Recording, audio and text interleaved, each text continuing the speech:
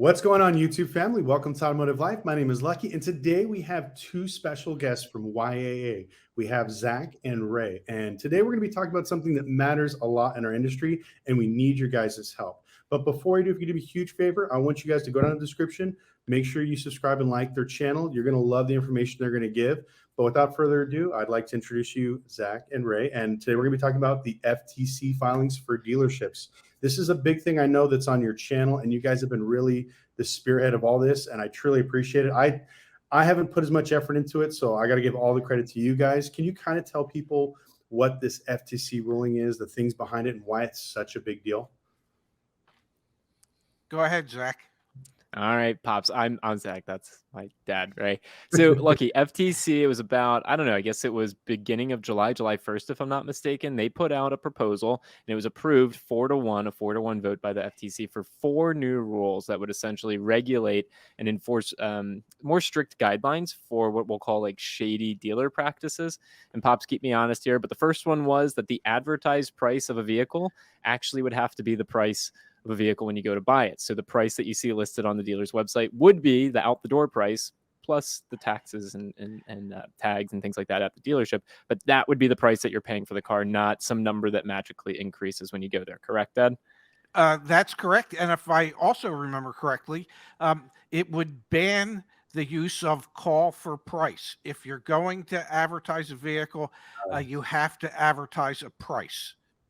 So that's number one. Number Yes. 2 was the ban of products that have no benefit for the consumer. There are 2 great examples, honestly, 3 great examples of this. One is nitro-fill tires that actually provide no benefit. No, you would no longer see $299 line items for nitro-fill tires. VinEtch would go away. Gap insurance on a lease that already has Gap built in from the leasing company. Nope, that would go away as well. So the ban of the sale of products that have no benefit, which is mind-boggling that we need a rule for that, but capitalism is a really interesting thing. 3, the third rule that's proposed would be non-discriminatory practices for cash buyers. So if you're going to buy a car and you're going to pay cash instead of financing through the dealership, they couldn't just change the price on you. And the 4th one is enhanced consent for finance and insurance products. So if you've ever had an experience where you go home and you look at your buyer's order a month later, it's like, I didn't remember I bought the $3,000 extended warranty. There would be enhanced consent required, more paperwork, more check boxes, things like that. And Pops, I'll cue this up for you.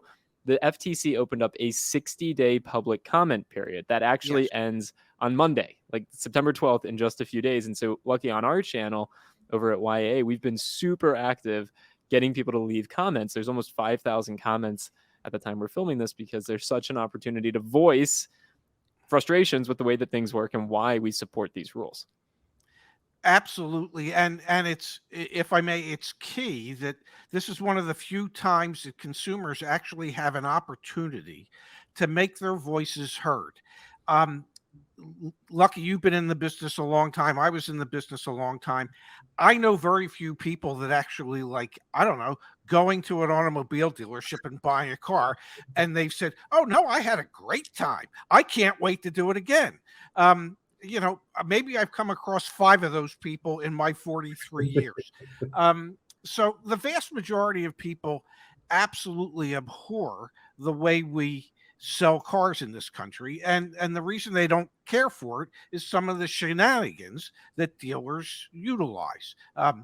Advertising a bait and switch price, advertising a vehicle that, I don't know, doesn't exist, forcing you to buy additional products that you didn't ask for, forcing you to buy F&I protection products that you see no value in and you're not given an opportunity to decline, things of that nature. So this is one of the few times where consumers can make their voices known to the Federal Trade Commission. You know, the dealerships, NADA and some of the state associations are putting together a big push towards the end of this time period to comment on it, pushing their point of view. And obviously, dealers' points of view is to just leave it the way it is. We don't need any more regulation. We're not taking advantage of anybody.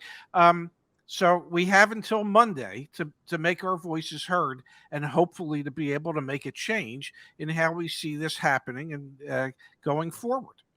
Well, I want to thank you guys so much again for really talking about this on your channel. For everybody that's watching, I'm going to leave a link in our description below. You got to go post your comments, your ideas, your thoughts.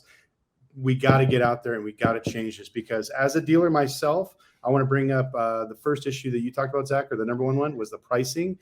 I absolutely hate it. I talk about it all the time on my channel. When I used to put cars up for sale and everyone's like, oh, well, this other guy's cheaper than you. I was like, yeah, my price is everything. The only thing I'm not putting in there is sales tax, but this is your pretty much out the door price. So if I'm at 30,000 and they go to this other guy, well, he's at 27. I'm like, guarantee he's going to be 33, 34,000 by the time you're done.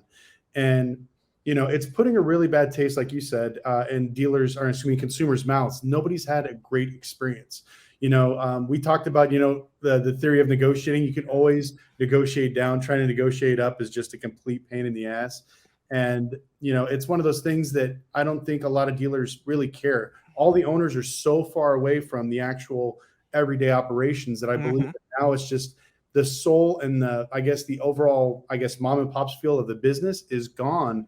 And now it's just absolutely just, as how do I say it nicely, a soulless zombie sucking entity that just sells cars. And even these I watched your video the other day and you brought up a great point, Ray. If you're an honest dealer and you want to do good business, why wouldn't you support this? Why wouldn't this be something that you would get behind? Because the fact of I can put my price and I don't have to worry about my next door guy lowballing me, putting what he bought at the auction, not including all the recon fees. It would make the market more easier. It'd be less headaches, less games. I think it'd make it more fair across the board. But you guys are on your channel, we're talking about how some dealers are putting in some of these, I don't want to call them fake comments, but they were sending out, was it the dealer memorandum saying that this is how you should post your comment and everything? If I may, and Pops, you get to experience this all the time. We do like a daily Monday through Friday show where I do this. Here is from the Florida Automobile Dealers Association. Lucky, I hadn't even shared this with you, so I'm spurring this on you on the spot. Dear Florida Automobile Dealers Association members, the FTC has announced a new set of regulations that are being contemplated for implementation sometime after the comment period deadline of September 12th. NADA has prepared an offensive attack on these controversial rules, and they need our help. Not going to read the entire thing to you, but essentially they go on to ask that dealership employees leave comments, that they ask their customers to leave comments, and their goals are that every employee of a dealership files a comment, and each dealership submits at least 100 customer comments. If you don't think that dealers don't want to see these rules passed, I don't know what to say, because I could have clicked on the attachments there. They got sample letters that, you can go to the FTC's website and to regulations.gov, and you can literally see copy pasted in that say hi, my name is, and they forgot to paste their name in, and it's submitted by anonymous. And it's frustrating, Lucky, because there's thousands of real comments on there that are getting washed out by now thousands of, I'm going to call them bogus or fake comments. Oh yeah, 100%. I mean, after watching that on your channel, I was shocked. That's why I really want to talk about it on here, because a lot of people vent on your channel as well as mine, and they're always like, well, there's nothing we can do. Now is the actual time where they can do something. They can go down there, make some comments, tell all your friends. I guarantee you, everybody, if we talk to about 10 people on our phone, about 9 people have had bad experiences at a dealership. Even me, myself, even just recently, I bought an FJ Cruiser from a local dealership here in Vegas. And the other dealers I dealt before them, even I told them who I was an absolute nightmare. So for us to do something about it, we need to change that. And also, not only regular consumers, but I think other automotive professionals and other dealers need to step up and talk about their experiences. Because, I know you said what is it called? Really divulging what goes into insurance and everything else to be more transparent. I don't see a problem in that. I think that's a great thing. People need to know what they're buying, the price of it, and a thorough breakdown. And, I saw your rebuttal to that. Well, the dealers are worried about more paperwork. Are you kidding me? We already signed a phone book. What's one extra piece of paper? To me, it's no big deal. If you took out all the bullshit they try to sell you, that'd probably be half the paperwork in half the time. There's two things I don't understand. I don't understand why any dealer that does it the right way would be opposed to this. And I honestly believe in my heart of hearts the dealers that are going to go out of their way to find 100 comments. Well, they're the ones that want to leave it the way it is because they're the ones that are taking advantage of a lot of their customers. And the other thing that drives me crazy is they say, well, with these new rules and regulations, it would take more time. Well, how can it take more time if the advertised price is the price that the customer can actually buy it for, as opposed to, well, that's the price. And now that you're here, let me explain to you the $3,500 dealer market adjustment and the $4,200 worth of dealer installed accessories. That's the part that takes time, trying to justify all that nonsense when the customer gets there. So this would actually take less time. There might be one more form that would need to be signed off by a consumer, stating that they fully understand what it is that they're looking at or buying or not buying in the F&I office. But I would just think all the good dealers would want to see this implemented so that they can drive all the bad dealers that are making it more difficult for them out of business altogether. I mean, I don't know. I did this so long. I didn't want all the aggravation associated with selling a car. I wanted it to be easy. Yeah, I mean, that was one of the things at my dealership. My goal was to get you in and out in less than an hour. We wanted to, drive the car, sit down, make the deal, get the paperwork, and you're on your way. Now, I don't know where it became a thing where now you go to the dealership, you got to sit there all day and get grinded out in the box, and people are losing their minds. But there's one thing I wanted to ask you, Ray, that I'd love to get your opinion on, because as I was sharing this with a few of my colleagues offline, everybody's like, well, this will take care of the shady independent dealers. And I'm like, as an independent dealer, because my majority of my experience is independent, and I know yours majority is franchise. Yes. So I think your opinion will be valuable on this, because I told him, I was like, as an independent, my financing options are very limited, and I have only a very few banks that actually will do, aftermarket accessories, warranty, stuff like that. There's no back end money.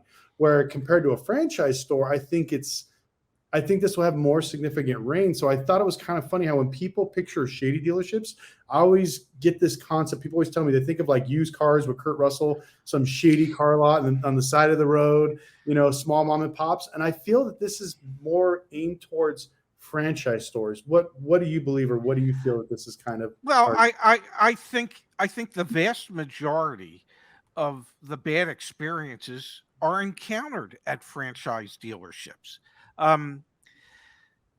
I can tell you from my perspective, having managed them and having managed against other dealerships that didn't necessarily do it the same way I did at the stores I operated. It was maddening. I remember one time my area vice president came down to me at the Acura store I was running. He said, I thought you told me that you outsold our competitor. I said, well, truth be told, I did outsell them. I just didn't out RDR them. I didn't file phony retail delivery reports. And so all this nonsense primarily happens at the franchise dealerships because they have two masters that they have to satisfy: the dealer principal and the factory. Okay, and they have to hit certain benchmarks with the factory. Well, that leads to dealers doing things like reporting cars sold that weren't sold, and doing whatever they can to build up their profits so that they can show that they're a profitable dealership to the factory, because the factory sees everything. They see the complete financial statement. They know. So yeah, most of this nonsense, it goes on at the franchise dealers, not nearly as much as it does at independent dealers. The whole thing is just ass backwards. Yeah, I'm glad you broke it down, because like I tell a lot of people when they're like, well, you must sell $3,000-$4,000 on the back end. I was like, are you kidding me? 90% of my customers are under 600 credit scores. I'll be lucky if they'll give me $200 in gap protection. So when it comes to that, but one thing I noticed that I'd like to get your opinion on, because I think you were there as the transition started. I remember even when I first started, we were all about grossing on the front end. We wanted to make as much, hold back on their trade. And then I don't know what happened, but through the years, somehow, I don't know if it's the finance managers wanting to line their pockets, but it felt like they were literally like taking all the front end money away and putting it on the back. And now it went from, we don't want to make $2,000 gross up front. We want to make all of our money on the back end. So it's like 1,000 up front and 3 or 4 grand on the back end. Do you feel that this is kind of the way it's going? And then how do you think these rules will actually, I guess, change or maybe affect maybe a finance manager? Well, I do remember the day when you actually did try to make money on the front end of a new car. And up until COVID hit, you know, a lot of new car franchises, the new car departments don't make money. They actually lose money. They use the new car as the bait to get people in so that they can then sell them F&I products and they can create a parts and service customer. So the new car side of things is a loss leader at most dealerships. You know, I guess it was 2.5 years ago, the average front end gross profit on a new car sold in this country was between $250 and $300. Okay. Now that number today with market adjustments and everything else is probably closer to $3,000 to $3,500. It's 10x what it had been. So yes, there was a time where dealers said, okay, we can basically give the new car away. We can create this opportunity for the finance manager to make all this money in the back end that we can get. And then we've created a new service and parts customer for the dealership. So I don't know if it'll ever get back to that again. As long as there's a shortage of supply, I don't see dealers giving up their front end gross profit moving forward. Yeah, I think that just the way, like you said, how it changed where it went from like all about gross upfront to now all back end products. I think this will affect a lot of the finance managers. I'm interested to see how everyone's pay structure is going to redo because even a few times, like when I worked the service department at Ford, I was a service manager there for a little bit. And on the weekends, we used to do these sales. So that was my only short time working at a franchise store. And I remember selling like an $80,000 truck thinking I'm going to make a big commission. I made a $250 mini. And the finance manager that sold them the running boards, the $100 keychain and everything else said he made about $1,200-$1,500 just off that one customer. And this was back like in 2008, I think 9, way back then. So it's like, it just shocked me on like, okay, well, I sold the truck and I grinded with these people for 6 hours on one of those offsite sales at the mall, which you guys know is a clown show. And just to get $200 mini. And so now it's funny because I'm seeing like, what's going to happen? Are they going to pay more talented salespeople? Or are they going to turn them into order takers? There's so many things I think that are changing in our industry that, you know, we can get into here in a little bit. Like I saw the thing about GM wanting to buy back Buick dealers and how a lot of these franchise stores are GMs talk about not increasing their volume, keeping it small. But I want to touch a few more things on the FTC ruling before we go into that, if you guys have some time. But just one more thing, like, if you guys want to hit on this, whether you, Zach or Ray, if you guys want to, why do you feel that this is so important that everyone goes and leaves a comment right now on the FTC's board? If I may, Pops, I'll simply say, ever since I've been exposed to this industry, which when I was younger, Lucky, my dad told me there were 2 things I could never do: play tackle football or work in the car business. And I broke my arm playing tackle football once, and now I work in the car business. And the reason I bring that up is because I learned from hearing my dad's stories, and I've learned over the past 2.5 years of building out IAA, information asymmetry is why the dealership makes as much money as they do. Back when my dad was in it, and nowadays more than ever before, dealer profits have never been higher. And so information asymmetry as a business model, like, we make more money off the people who have less information. That's kind of stupid.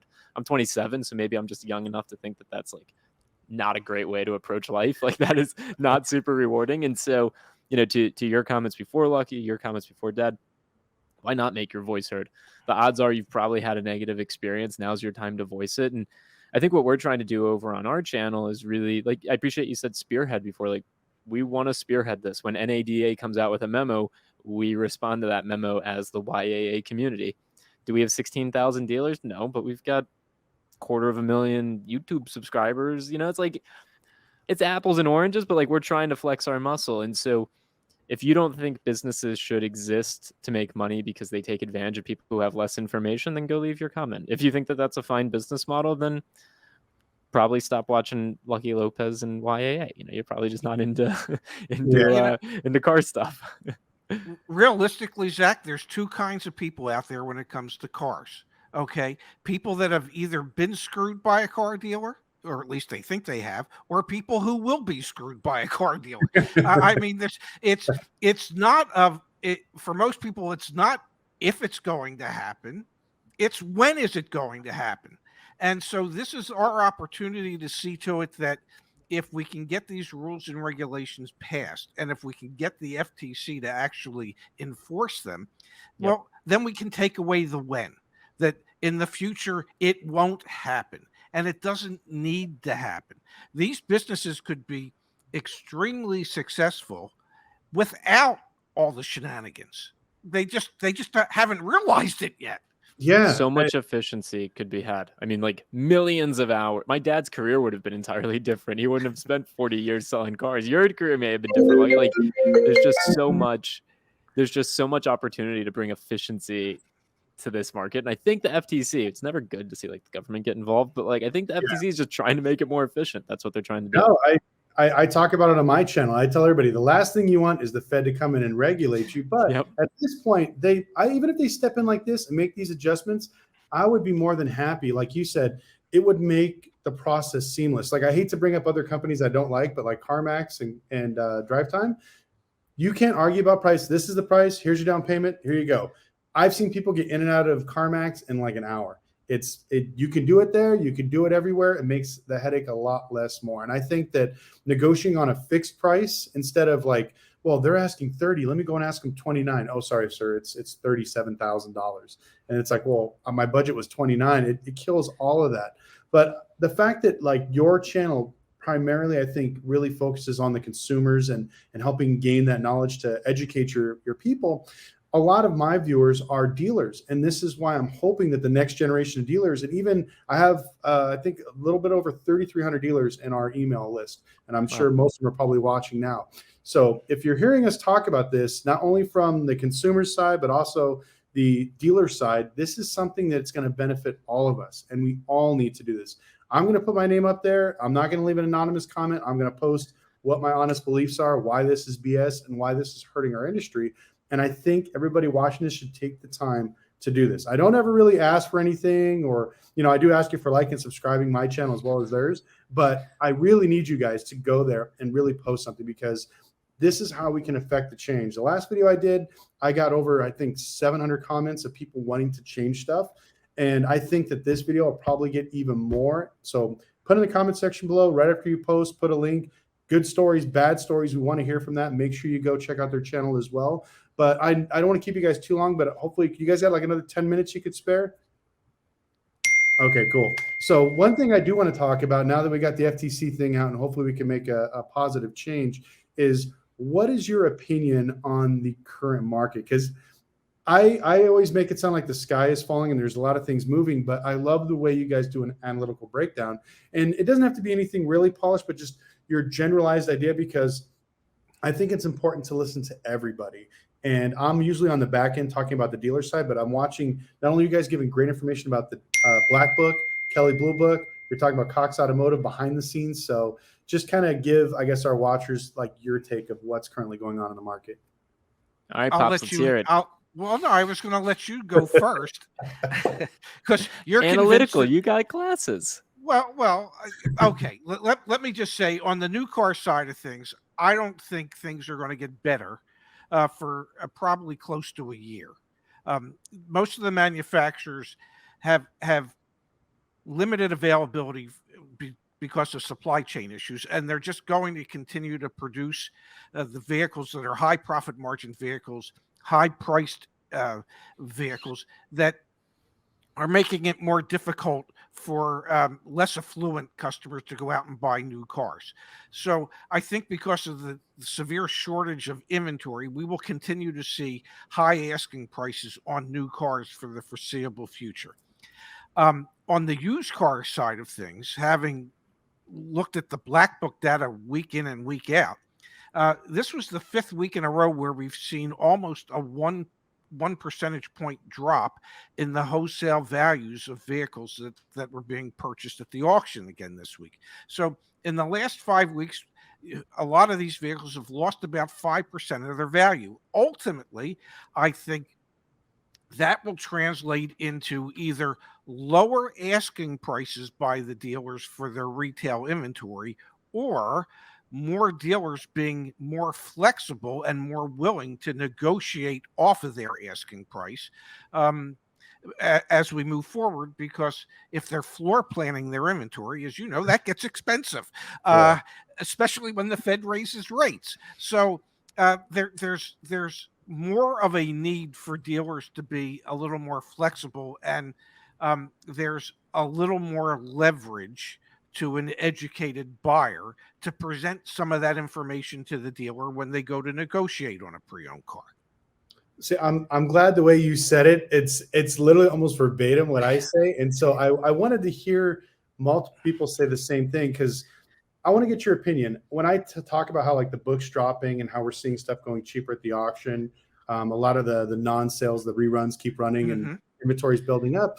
We're talking about buying cars actually back up MMR now, and that means backup wholesale for everybody, the consumer. And I tell everybody it's usually about 60 to 90 days as that stuff starts trickling out to the commercial market. And one thing I get a lot of buckback is, well, the prices are still high. I'm like, they're always going to be high because they're into the cars too much. They're not going to lower the price out of the goodness of their heart. They're stuck in them. You brought up a good point. Flooring plans.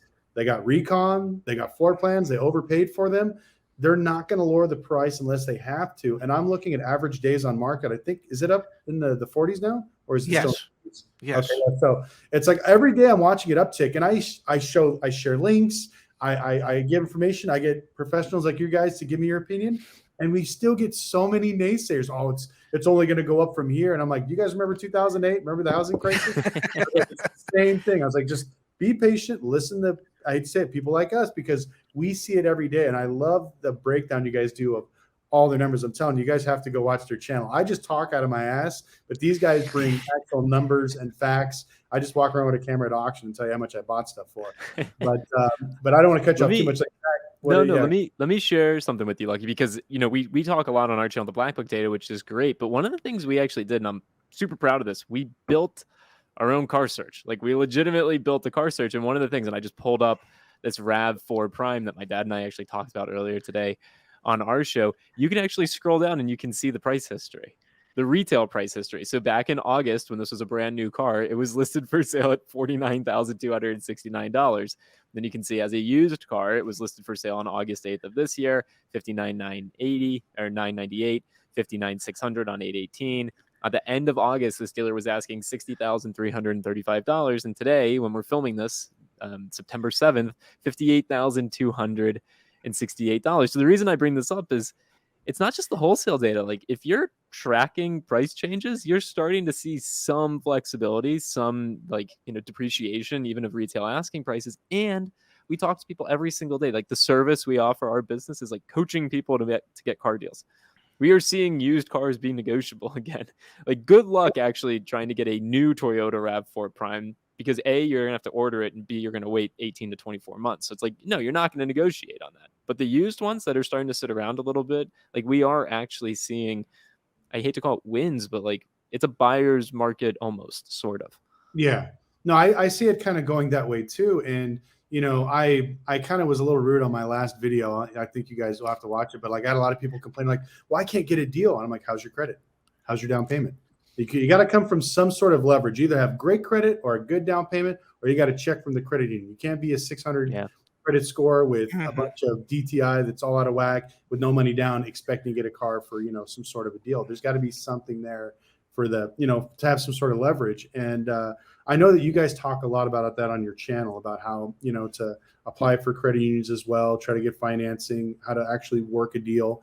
Some of the stuff that I'll be honest, I probably need to talk about more, but if you guys are interested in that, make sure you check out their channel. It's another one of the many things. They have a lot of really great stuff. Like I said, it's great. I don't want to keep you guys on here because I know we're cracking 30 minutes, but I just want to thank you guys so much. I know this was very last minute, but you know, like I said, you guys are spearheading this movement, and I really want everybody to get behind it. Once again, link in description below, not only to their channel, but to the FTC posting board.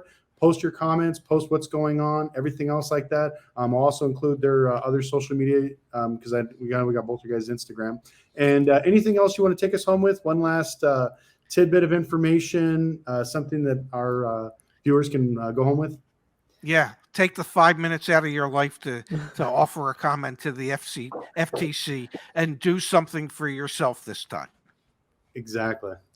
I got nothing. That what he said. What he said. Lucky, thank you for having us. We really appreciate it. Yes, thank you so much, Lucky. Oh, no problem. Thank you, gentlemen, so much for taking the time. Once again, make sure you guys subscribe to them. If you guys have any questions, leave in the comment section below, and we will see you next video.